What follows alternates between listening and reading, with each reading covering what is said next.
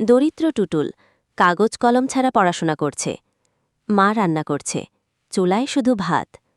মা, তোমার বাবা সারাদিন খেতে খুঁটে সামান্য আয় করে, আমাদের সব কিছু কেনার মতো টাকা নেই।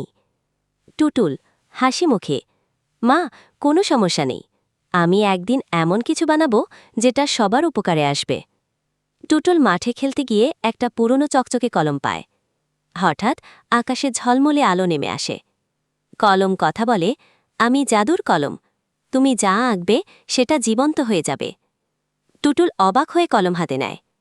টুটুল কলম দিয়ে একটা আম গাছ আঁকে, সঙ্গে সঙ্গে বিশাল আম গাছ গজিয়ে ওঠে। গ্রামের বাচ্চারা দৌড়ে এসে আম খেতে থাকে। সবাই আনন্দে বলে, টুটুল ভাই, তুমি তো একেবারে জাদুকর। আমার জমি শুকিয়ে গেছে, ফসল নেই, একজন কৃষক কেঁদে বলে। টুটুল কলম দিয়ে মেঘ আঁকে, সঙ্গে সঙ্গে আকাশে মেঘ জমে বৃষ্টি নামতে শুরু করে। কৃষকের জমি সবুজ হয়ে যায়। সবাই হাততালি দেয়, টুটুল আমাদের নায়ক। গ্রামে গফুর নামে এক লোক আসে। গফুর বলে, এই কলম দিয়ে আঁকব, সোনা রূপা আঁকব, সোনা রূপা আঁকব, ধনবান হব। এক রাতে সে চুপি চুপি টুটুলের ঘরে ঢুকে কলম চুরি করে।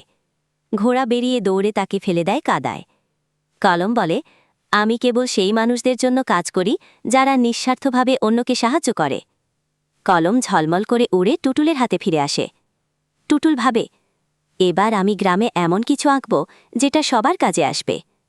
সে কলম দিয়ে আঁকে সুন্দর একটা স্কুল, খেলার মাঠ, হাসপাতাল।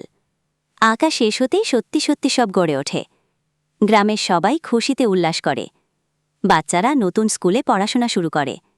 মা টুটুলকে জড়িয়ে ধরে বলে, বাবা, তুমি সত্যিই গ্রামকে বদলে দিয়েছ। টুটুল হাসি মুখে, জাদু কলম নয়, জাদু থাকে সৎ মন আর স্বপ্নে।